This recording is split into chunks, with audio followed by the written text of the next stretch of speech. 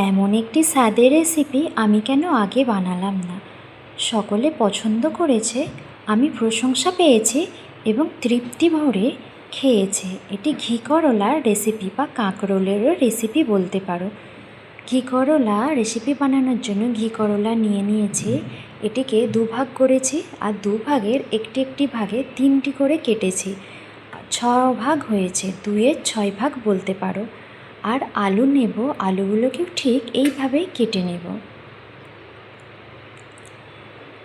কড়াইয়ে তেল দিয়ে দিয়েছি, তেলটা গরম হয়ে গেছে। এবার কেটে রাখা ঘি করলাগুলি আমি এবার দিয়ে দেব ভাজার জন্য।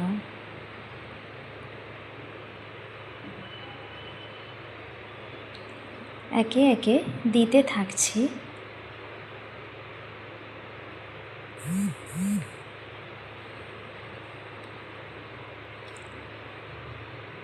এবার লবণ দেব।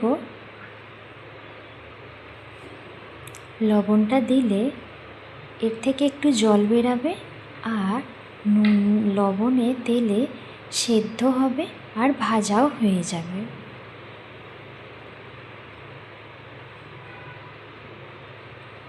এবার আমি হলুদ দেব। এতে এবার সামান্য পরিমাণে হলুদ দিলে কালারটা বেশ ভালো হয়। ঘি করলার বিজ্ঞানসম্মত ঘি করলার মধ্যে কি কি ভিটামিন আছে? ডায়োকা। এর মধ্যে এ পাওয়া যায়, ভিটামিন ই পাওয়া যায়, ভিটামিন পাওয়া যায়, সি পাওয়া যায়। ভিটামিন এ থাকার কারণে এতে আমাদের দৃষ্টিশক্তি বাড়তে সাহায্য করে। আর এতে ভিটামিন সি এ ভরপুর। আর এই রান্নাটা করতে কী কী মশলা লাগে সেটাও দেখাবো। পেঁয়াজ, রসুন, আদা, টমেটো, গুঁড়ো হলুদ, গুঁড়ো লঙ্কা, কাঁচা লঙ্কা, 5 ফোড়ন, জিরে গুঁড়ো, ধনে গুঁড়ো আর সামান্য পরিমাণে গোলমরিচের গুঁড়ো নিয়ে নিয়েছি। গুঁড়ো নয়, ওটা একটু ছিঁচে নিয়েছি। ঘি করলাটা ভাজা ভাজা হয়ে এসেছে।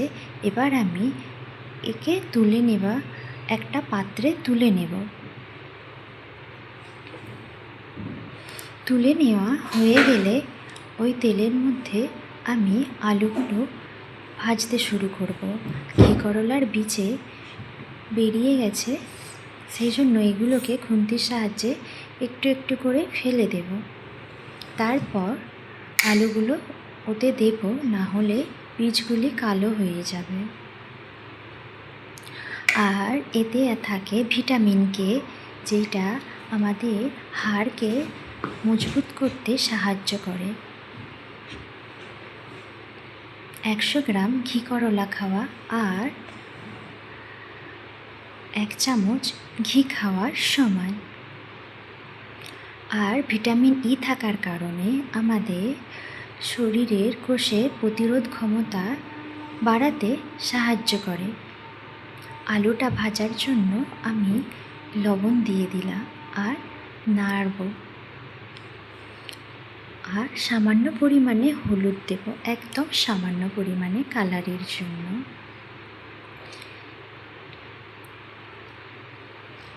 এইভাবে নেড়ে চেড়ে ভাজা ভাজা মতো হয়ে গেলে আমি একটি পাত্রে তুলে নেব। দেখো হালকা লাল হয়ে আসছে। এবার আমি পাত্রেতে তুলে নেব।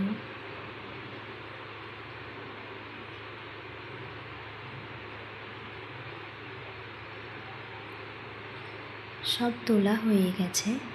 আবার কড়াইয়েতে যে তেলটা ছিল তাতে আবার একটু তেল দিয়ে আগে থেকে রেডি করা মশলাগুলি একে একে দিতে থাকব।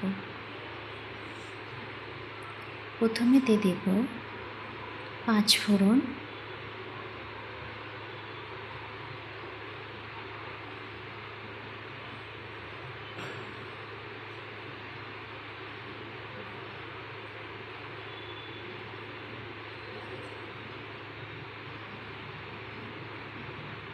পাঁচফোড়নটা ভাজা হয়েছে। এবার কাঁচা লঙ্কাগুলি দিয়ে দেব। কাঁচা লঙ্কাগুলি অবশ্যই ছিঁড়ে নেবে, না হলে তেলেতে দিলে ফাটতে থাকবে আর হাতে বীজ এসে পড়বে।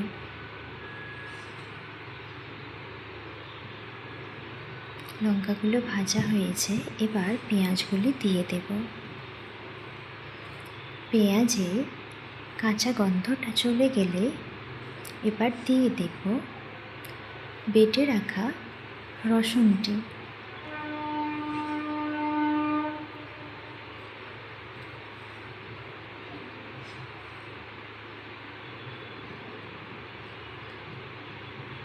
রসুন দিচ্ছি,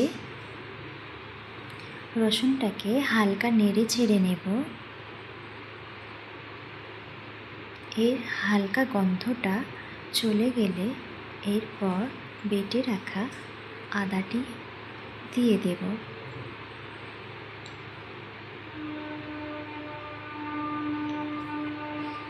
আদা,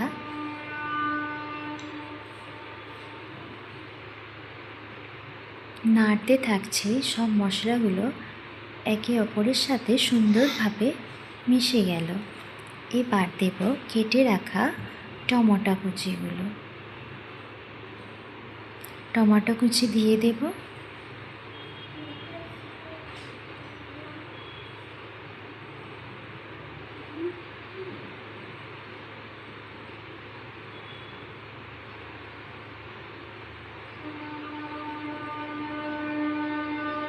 এবার পরিমাণ মতো লবণ দেব।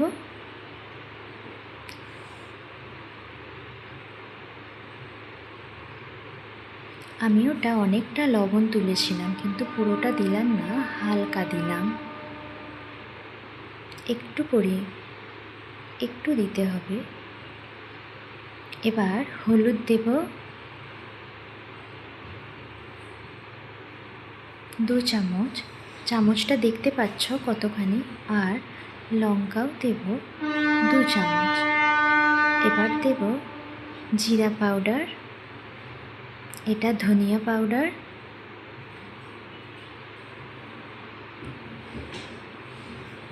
এভাবে ভালো করে কষতে থাকবো।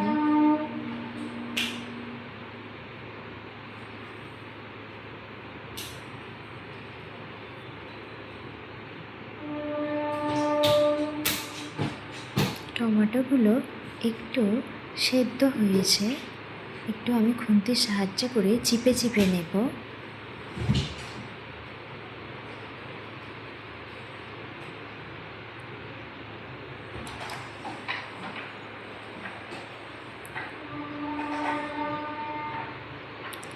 এবার এতে একটু জল দিয়ে দেব।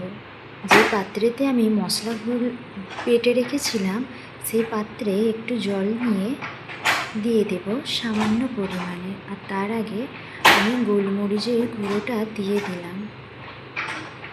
শিল নোড়ায় বেটেছি, তাই ভিজে ভিজে মতো লাগছে।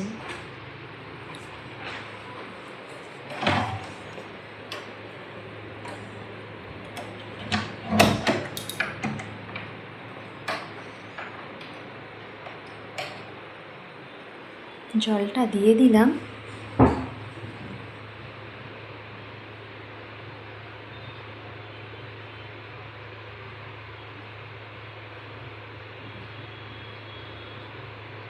এবার ঢেকে দেব টমেটোটা সেদ্ধর জন্য।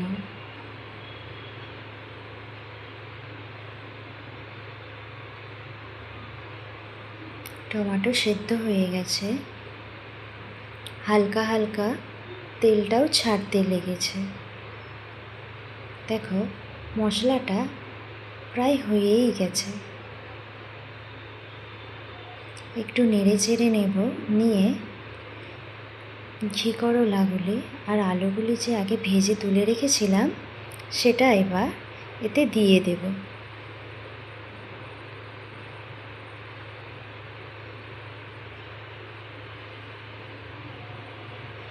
এবার সব মশলার সাথে খুব ভালো করে মিক্সড করে নেব।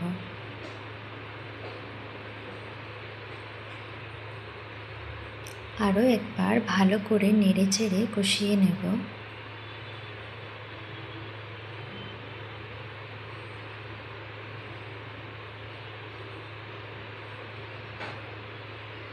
কষানো হয়ে আসলে এতে জল দেব।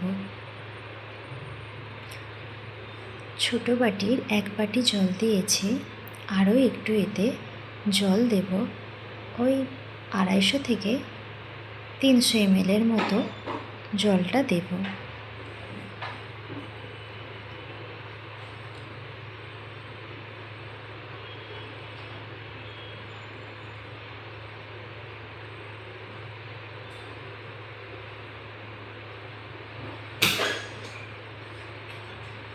এবার ঢেকে দেব।